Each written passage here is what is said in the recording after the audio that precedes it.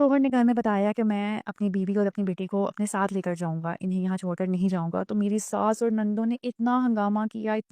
किया कि मैं अल्फ़ाज़ में बयान नहीं कर सकती। मेरी सास यहाँ तक कि मेरे शौहर के सामने मुझे मारने को आ रही थी, मेरे बाल नोचने और मेरी नंदें जिन्होंने अपने शौहर को काबू में किए हुए हैं, उन्होंने मुझे इतने गंदे अल्क़ाबात से नवाज़ा कि मैं बयान नहीं कर सकती, जादूगरनी और पता नहीं क्या-क्या। ख़ैर मेरे शौहर ने सबके मुँह बंद करवाए और एंड पर फिर मेरी सास ने ड्रामा किया कि तुम अगर इसको ले जाओगे तो मेरी खिदमत कौन करेगा? जब इधर मेरे शौहर ने मेरे लिए स्टैंड लिया ना, तो मैंने अपने शौहर की पुरानी सारी बातें भुला दी, क्योंकि इस सारे प्रोसेस के दौरान मेरे माइंड में सिर्फ़ और सिर्फ़ यही बात थी कि मेरे शौहर ये सब कुछ कर तो रहे हैं। मेरी सास और नंद ने बाद में जो हंगामा करना है ना, मेरे शौहर उनके सामने नहीं बोल पाएँगे। लेकिन जब मेरे शौहर अपनी माँ और अपनी बहनों के सामने मेरे हक में बोले, तो मैंने अपने शौहर के पुराने सारे ज़ुल्म भुला दिए। मेरे शौहर ने कहा कि इतने सालों से वही आपकी खिदमत कर रही है, आपकी बेटियों की खिदमतें कर रही है, आप किसी और को मौका भी, और वैसे भी हम आते-जाते रहेंगे, इतनी कयामत कोई नहीं आ गई। 3 दिन बाद हमारी फ्लाइट थी, मेरी सास का मुँह बना हुआ, मेरी नंदों का मुँह बना हुआ, उन्होंने मुझे ढेर सारी बद्दुआएँ, लेकिन मेरे माँ-बाप की दुआओं और मेरे शौहर की मोहब्बत के साथ हम लोग सऊदीया में आए। अब जब हम सऊदीया पहुँचे, तो मुझे ये था कि हम आगे किधर जाएँगे, लेकिन मेरे शौहर इस दफ़ा आने से पहले हमारे लिए घर, फर्नीचर, ईच एंड एवरीथिंग सब कुछ सेट करके गए हुए थे। अब आने के बाद मुझे मेरे शौहर ने बताया कि मुझे इधर साथ लाने की जो वजह थी, वो मुझे मेरे शौहर ने बताया। उन्होंने बताया कि उसका एक दोस्त था, उसकी बीवी भी तुम्हारी तरह सास की खिदमतें करती, नंदों की खिदमतें करती, और उसका शौहर इधर ही मौजूद था जब उसका पाकिस्तान में इंतकाल हो गया, और अब जब वो जाता है तो उसे कोई नहीं पूछता, और जब वो पाकिस्तान जाता था उसकी बीवी उसकी इतनी खिदमतें करती थी, उसके आगे पीछे,